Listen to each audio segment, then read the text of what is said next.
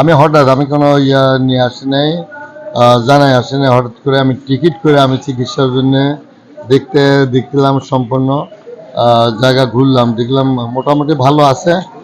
আমরা আজকে আমাদের নতুন সরকার, আমাদের তারেক রহমানের নেতৃত্বে বাংলাদেশে যে আজকে বর্তমান যে প্রধানমন্ত্রী আমাদের তারেক রহমান সাহেব স্বাস্থ্যসেবার উপর অত্যন্ত গুরুত্ব দিচ্ছেন। বিগত সরকারের সময় কিন্তু আমরা স্বাস্থ্যসেবাগুলো পাইনি, দুর্নীতিগুলো ফেসে। আমরা আমাদের সরকারের, আমাদের তারেক রহমানের নির্দেশনায় 180 দিনের যে কর্মসূচি, এই কর্মসূচির অংশ হিসেবে কিন্তু আজকে হসপিটাল হঠাৎ করে পরিদর্শন করলাম এবং স্বাস্থ্যসেবায় দেখলাম আমরা 250 সদস্য বিশিষ্ট অনেক সমস্যা আছে, কিন্তু আমরা যে চিকিৎসার মান ইনশাল্লাহ আল্লাহর রহমতে ভালো চলছে।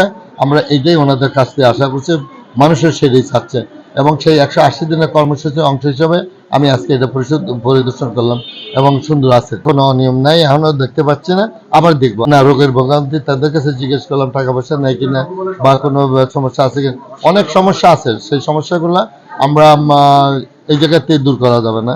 এই জায়গার যে সমস্যা সেটা ওরা নিজেরাই দূর করছে এবং যতটুকু আছে সেগুলো সামনে করে নেবে। 250 শয্যা বিশিষ্ট হসপিটাল, এটা আমাদের সম্পদ, এটা আমাদের বেশিরভাগ এই জায়গায় ডাক্তার কিন্তু আমাদের এলাকারই। আমরা মনে করি এই সম্পদটা তারা নিজস্ব মনে করে এটা যেন আমাদের নিজস্ব জিনিস হিসেবে সংরক্ষিত করে, সেই জন্য নির্দেশনা দেওয়া হয়।